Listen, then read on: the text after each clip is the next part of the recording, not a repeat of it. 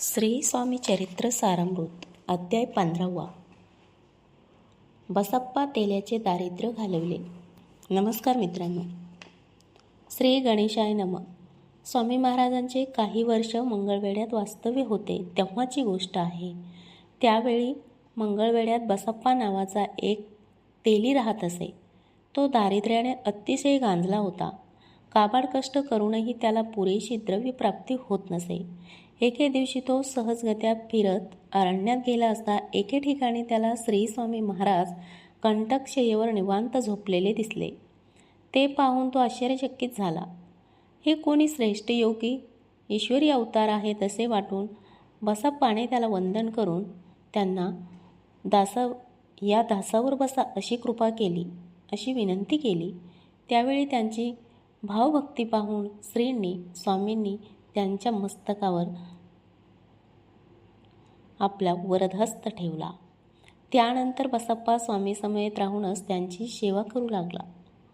ते तेथे जाऊ लागला. त्याने घरदार सोडले आणि स्वामी भक्तीतच रममाण झाला. त्याच्या अशा वागण्याने त्याची पत्नी त्रागात करू लागली. कुस्ती शब्दांनी त्याचा अपमान करू लागली.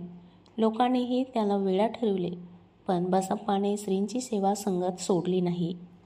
एके दिवशी 2 प्रहर रात्री स्वामी महाराज उठून चालू लागले. बसप्पाही त्यांच्या मागोमाग निघाला. चालता चालता स्वामी घनदाट अरण्यात गेले. सर्वत्र अंधार असल्यामुळे मार्ग दिसत नव्हता. पायात काटे खुपत होते, पण तरीही स्वतःची पर्वा न करता बसप्पा मार्गक्रम करीत होता. तेवढ्या स्वामींनी एक लीला केली.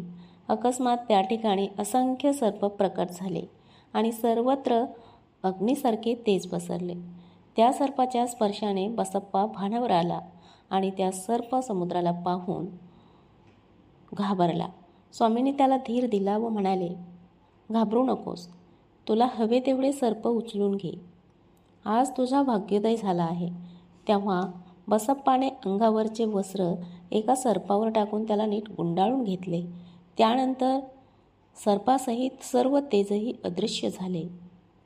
मग ते दोघे गावात आले आणि विश्रांतीसाठी एका देवळात बसले. बसप्पाने आपल्या काखेतील वस्त्र उलगडून पाहिले तर त्यात सर्पाऐवजी सोन्याची लगड दिसून आली. ते पाहून चकित झालेल्या बसप्पाने श्री स्वामींना कृतज्ञतेने वंदन केले. श्रींनी त्याला सुखाने संसार कर असा आशीर्वाद देऊन घरी पाठवले. तो वृत्तांत समजतात बसप्पाची पत्नीही सुखावली. अशा प्रकारे श्रींच्या कृपेने बसप्पा सुखी झाला. सर्व दारिद्र्य निघून गेले आणि घर श्रीमंतीने भरले.